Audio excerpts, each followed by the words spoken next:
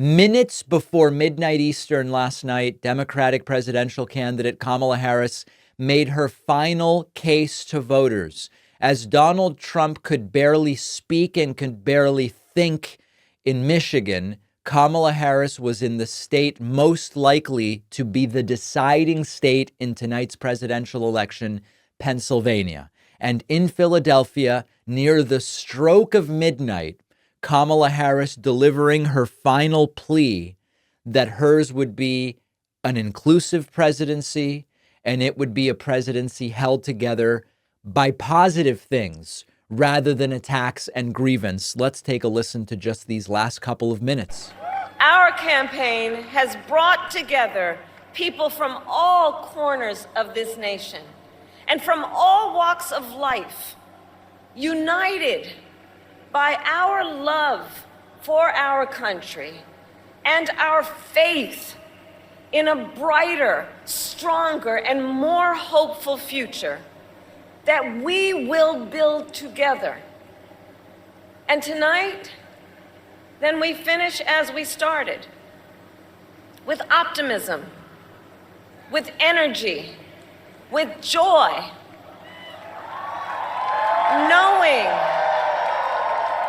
knowing that we, the people, have the power to shape our future and that we can confront any challenge we face when we do it together.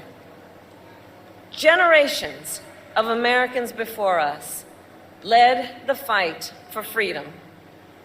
And now, the baton is in our hands. And to everyone who continues to pour so much of yourselves into this campaign as an extension of your love for our country. Kamala Harris making the case that part of what we are voting for today is not about political party, but it's about, do we support and defend the Constitution of the United States or don't we? I see the promise of America in everyone who is here, in all of you. We are the promise of America. We are the promise of America. I see its promise in the fathers and the mothers and the grandparents across our nation who work so hard every day for our children's future.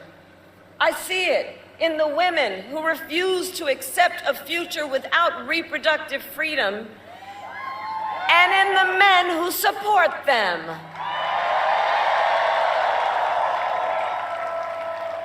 I see it in people of all ages who have knocked on doors, made calls, sent texts, and who will spend tomorrow driving their fellow Americans to the polls. And what a day it already seems to be if you've been following the crowds and desire to vote that have been taking place. And then finally last night, Kamala Harris with her last ask just 9 minutes before midnight Eastern. How will it all turn out? Well, we don't know. So tonight I ask you one last time, are you ready to make your voices heard? Do we believe in freedom? Do we believe in opportunity? Do we believe in the promise of America? And are we ready to fight for it? And when we fight, we win. God bless you, and God bless the United States of America. So Kamala Harris closing out what was certainly an unusual campaign in terms of how short it was, of course, becoming the presumptive and eventually official nominee only after Joe Biden decided that he would not pursue re-election in the middle of summer, ending on a positive note with a campaign that was by no means perfect. Should she have done Rogan? Well, it's being second-guessed endlessly after it seems as though at least some people believe doing Rogan was great for Trump. Could it have been a better campaign? It always could be. But when you compare the last 2 weeks of Kamala Harris's campaign to the confusion and disorientation of Trump in these final days, there really is no comparison. So this is how Kamala Harris closed out the campaign. After the break, we're going to look at what Trump made his final message. It's not good. It's not good. It's election day. I'm so glad you're here. We'll know the results soon, but for now, we'll continue going over these critical final 24 hours. I wrote a book. This was so much work and a long time coming, but I am thrilled about how it turned out, and I hope you will read it. The book is called The Echo Machine.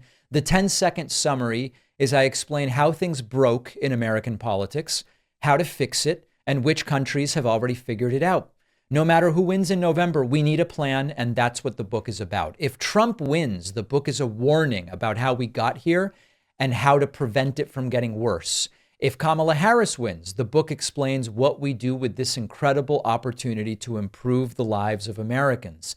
The book faces long odds, I will admit. There's the belief that to have a successful political book, you need corporate media, and that it really can't be done successfully with an independent media platform like mine. But I believe that we can prove them wrong. I hope you will order the book today. You can get The Echo Machine at davidpakman.com/echo, on Amazon, Barnes & Noble, Audible, Kindle, anywhere that books, ebooks, and audiobooks are sold.